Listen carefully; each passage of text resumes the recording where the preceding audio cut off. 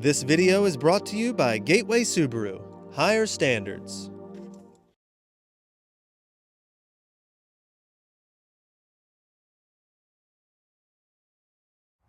Outdoors Delmarva covers everything outdoors, including real hunting and fishing situations involving wildlife. We do our best each and every week to keep it tasteful, but discretion is advised. Now, enjoy the show. This is Outdoors Delmarva, presented by Gateway Subaru. Higher standards. This week on the show, the weather is warming up and we're saying so long to cold temperatures and the hunting adventures that go along with them. But not before tagging along with some young hunters on the quest for wild turkeys. We got close, but can we close the deal? Tim, looks like you got just about one rabbit cut up in pieces to start off with. Plus, rabbit hunting may be over, but we're heading into the freezer to make a lip-smacking dish out of some Delmarva cottontail. And if this doesn't get your juices flowing for the hunt next fall, nothing will. And there are non-native plant species that have taken root right here on Delmarva. We'll tag along with a group of dedicated volunteers that are giving our native vegetation a fighting chance. Right now on Outdoors Delmarva.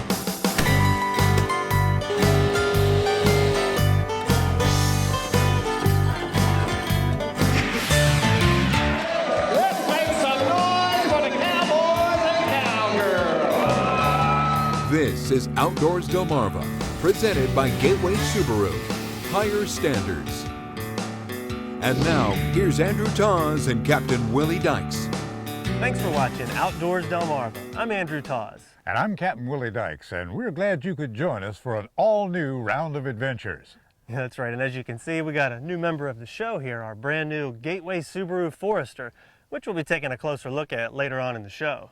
But first, it's a time of year for wild turkeys, and we're here in Sussex County for the start of the annual Youth Turkey Hunt, which takes place a few days before the general season begins. That's right. We met up with a couple of young hunters here in Ellendale who were in search of some spring gobblers. And with the help of their dad and uncle, they were hoping the day would turn out well. We'll try to get them right out there in the front. It's about 5 in the morning, but you can bet no one here would rather be catching some Z's. I want to hit the turkey. I'm going to get one. No, I'm not satisfied with that one. 12-year-old Garrett got his first turkey last year, and his 10-year-old brother Lane just missed. The young hunters are joined by their dad Tony and Uncle Wayne. With the news of wild turkeys in the area, everybody's eager to get out. We saw 24 yesterday, but my brother had been seeing 57 out there when he was scouting. Decoys, binoculars, and multiple turkey calls at the ready, the guys pack up and head out into the darkness. With only the moonlight guiding the way, the first stop is the edge of woods where some turkeys were recently spotted. So we don't know exactly where they're at, so I don't want to go back here too far. It doesn't take long for us to hear the gobbling. Wayne decides to move in a little to get set up and hopefully call him out. I don't want to go too far. I know that bird's not very far away. After 15 minutes or so, there's finally a little bit of daylight creeping out. Garrett and his dad Tony are propped against the tree with an eye on the decoys and the path up ahead. Wayne is behind us, making the calls. Gobbling can still be heard, although it doesn't sound like it's getting any closer. The guys decide to move deeper into the woods, and Garrett waits patiently as the decoys are bagged up. The gobbling from the woods is increasing and sounds like it's getting louder. Garrett's anxiously waiting, scoping out the tree line, but the elusive bird never makes an appearance. They were henned up. They'll get gobbling. They got hens with them. They might move a little bit, but they won't go out of sight of them hens.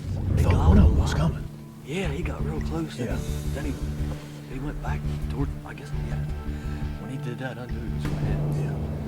Came in, then he went back, then he come in and went back. He was talking so much, I was wondering if it was somebody else calling over there for a second. Now the plan is to move deeper into the woods, making calls along the way to see if we get a gobble.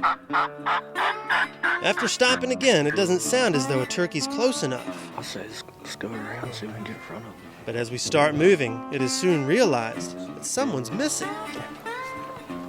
Buddy wakes up soon enough and has a legitimate reason for taking a snooze. I just didn't want him to see the whites of my eyes. Then Wayne receives a call. 2 of them right there in Doug's backyard. Are you You serious? guys ready to go over there? They're gobbling her behind them. This road? We head over there, and almost right away, we hear a gobbler and see proof in the mud that we're on the right track. Yeah, you can hear him gobbling right out in the field on the other side of these trees. So Wayne is setting up the decoys, and we're going to get ready to see if we can't get him out. It sounds like they all got together and all moved away. As we wind along the trail, the gobblers are answering Wayne's call, but they seem to keep moving away from us. Continuing deeper into the woods, we arrive at a bend in the path. And that one is really close. Garrett and Tony quickly find a spot on the edge of the woods and take aim. The back and forth begins again, but this time, something's different. And sure enough, just on the other side of this hill is the ever-elusive gobbler. Garrett's not able to see him through the hill, but I'm able to catch a glimpse with the camera. Once he passes by, Garrett moves back to his Uncle Wayne, but the turkey keeps moving deeper into the woods. A few more calls were not enough to draw him out, but this bold bird was close enough to get everybody's heart racing. When he got in the woods, he came fast. Yeah, so he was right there. Yeah, that was close. No doubt about it. Swiss Army knife break my hand. If I'd been awake, I could have got it. That's how turkey hunting goes lots of times. And although walking out with the bird would be ideal, no one here is too disappointed with the result of the hunt. Real exciting. Got real close. Heard him gobble. It's cool. I like seeing my kids hunt, and it's been a tradition. Me and my brother and my father. But that's hunting. I mean, that's why it's called hunting, and we enjoy it. We don't always have to go out and get something.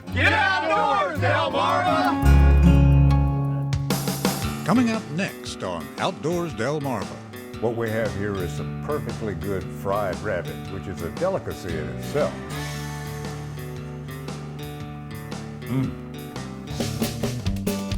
But first, did you know Benjamin Franklin once championed the turkey as our national symbol over the bald eagle, stating eagles have been found in all countries, but the turkey was peculiar to ours.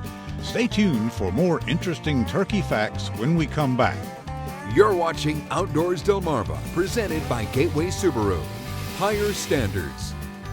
Sponsored by Ocean City Tourism, Shorts Marine, Shooter's Choice, Sussex Outdoors, and Aurora Agronomy. I just didn't want them to see the whites of my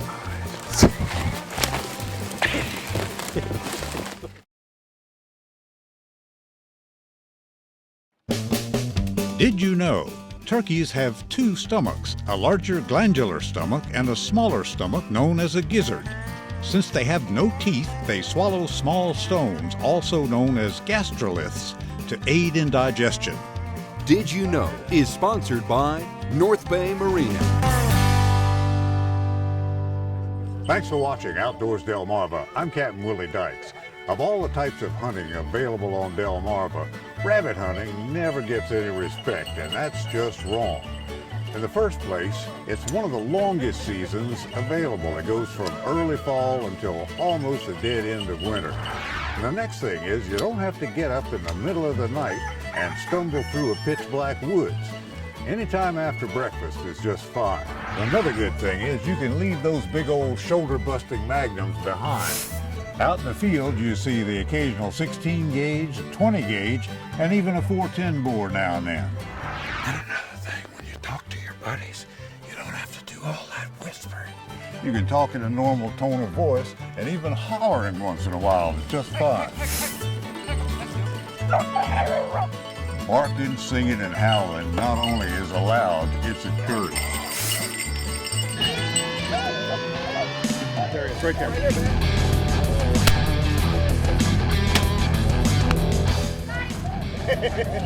Yeah, I'm really shot at him twice, and he just kind of hid right in front of me, and I just aimed right at his head and killed him. At last, and maybe the best, is cooking up the rabbit. We'll be doing that with Chef Tim here.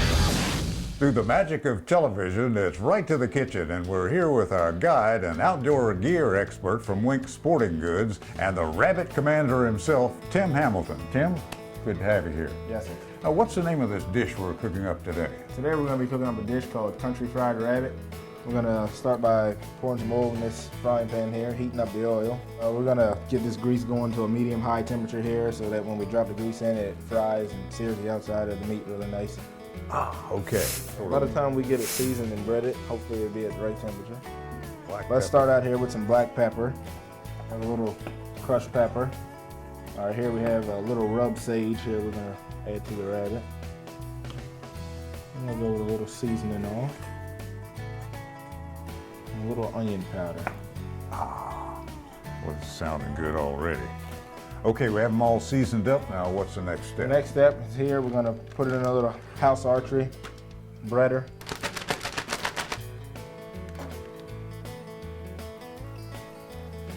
How's that look for temperature? Looks about just right.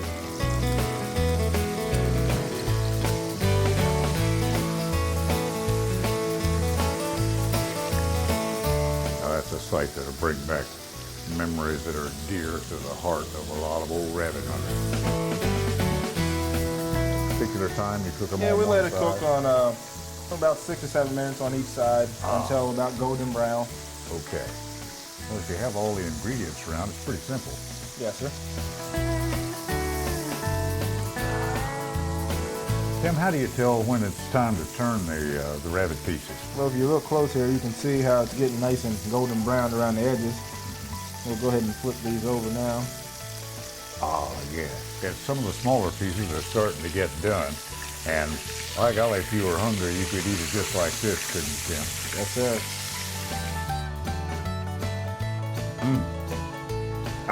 Okay, and what have we done with the rabbit? This here is the last step of the country fried rabbit. We've taken it and simmered it down in a gravy. So you can use your own recipe, or you can actually buy sir, gravy if you have from the store. a home recipe of gravy you'd like to try, you can use that. Okay, that's a beautiful rabbit dish, but let's go ahead and taste it. I'm going to try this little tenderloin here that I have my eye on.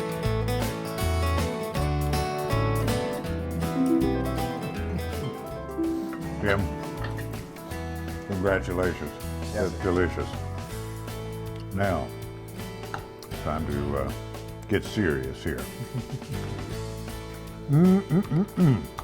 Southern fried rabbit.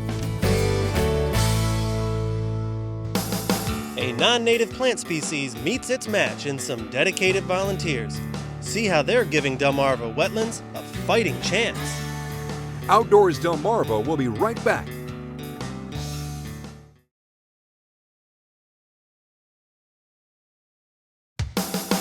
You're watching Outdoors Delmarva, presented by Gateway Subaru.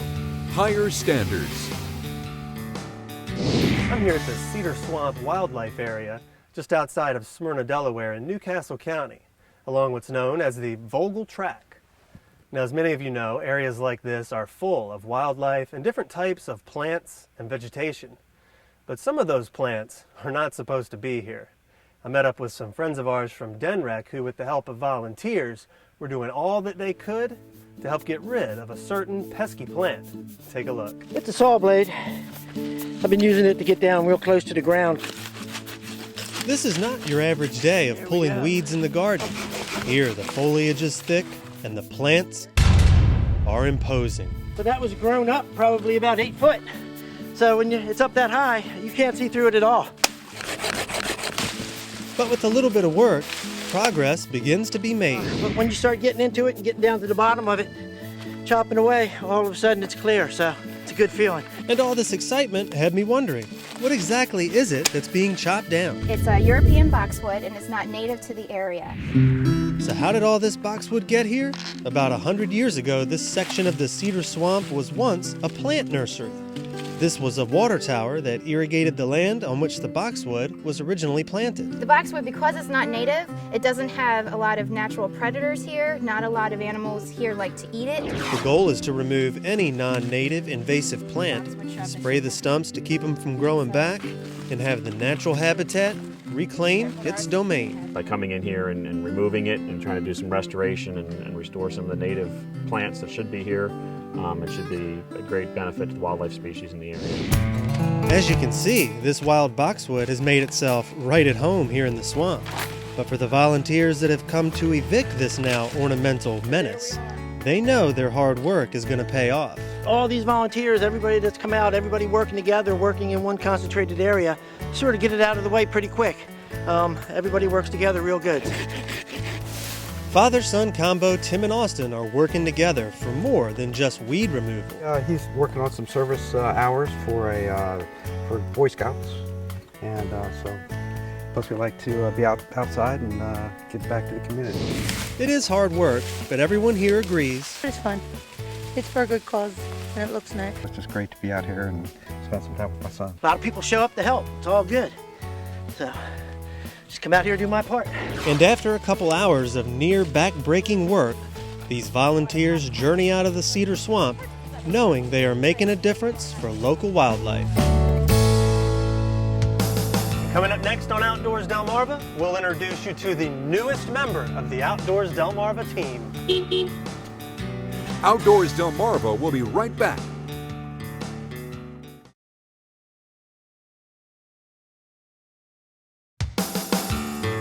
You're watching Outdoors Delmarva, presented by Gateway Subaru. Higher standards. Thanks for watching Outdoors Delmarva. I'm Andrew Taws. Well, it's a beautiful day, and it finally seems like spring is here. And that means the time for outdoor adventures is in full swing. And what better way to get there than a brand new car from our friends at Gateway Subaru, located on Route 13 in Delmar, Maryland. Now, as I said earlier in the show, we have sort of a new member of the Outdoors Delmarva team, a brand new 2014 Subaru Forester XT Turbo. And here to tell us a little bit about it is Aaron Levenka from Gateway Subaru. Aaron, how are you? Hey, how you doing, Andrew? Good to see you again. Yeah, same here, Aaron. Now, we hear that there aren't too many of these out right now, and we were lucky enough to get one of the first ones. You guys are getting a sneak peek at what's going to be a very, very hot car in 2014. Yeah, I'm pretty much liking what I'm seeing right now. This car is going to be a real game changer. With 250 horsepower, 258 foot-pounds of torque, 8.7 inches of ground clearance, it's got that world-famous Subaru symmetrical all-wheel drive.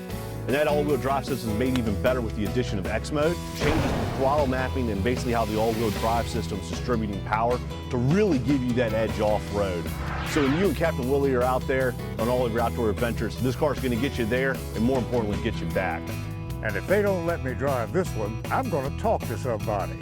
Well, Aaron, just sitting inside this new Forester, you can certainly feel the redesign. You're exactly right, Andrew. The interior is much more spacious, and with the all-new dash, it really opens up a lot of options. As you can see, you still got the standard Bluetooth here, and this right here is going to be turbo specific. So when you guys want to go ahead and get a little wild, hit that Sport Sharp button right there. That's really going to open up the taps on the motor, really just give you that performance driving. That's one thing we like to do on Outdoors Delmarva, get a little wild. Well, I'll tell you, this is one feature here that we can't get enough of. Yes, Andrew, for the new 14 Forester, they do have a power lift gate, and it's something our customers are raving about as well. All right, Aaron, thanks so much for the tour of our brand new Forester. You're very welcome, Andrew. If there's anything we can do, please let us know. All right. And if you're in the market for that new car to take you on any adventure, one that is safe, reliable, and has symmetrical all-wheel drive, look no farther than our friends at Gateway Subaru on Route 13 in Delmar, Maryland.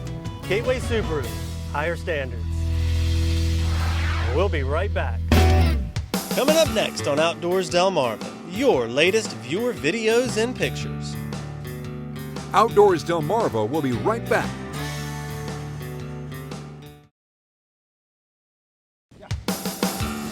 You're watching Outdoors Delmarva, presented by Gateway Subaru.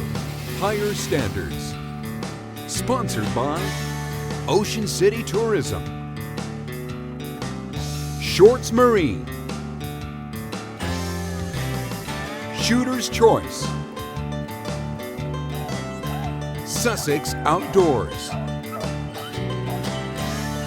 and Aurora Agronomy. And it's time now to take a look at some videos and pictures sent in by our own Outdoors Delmarva viewers.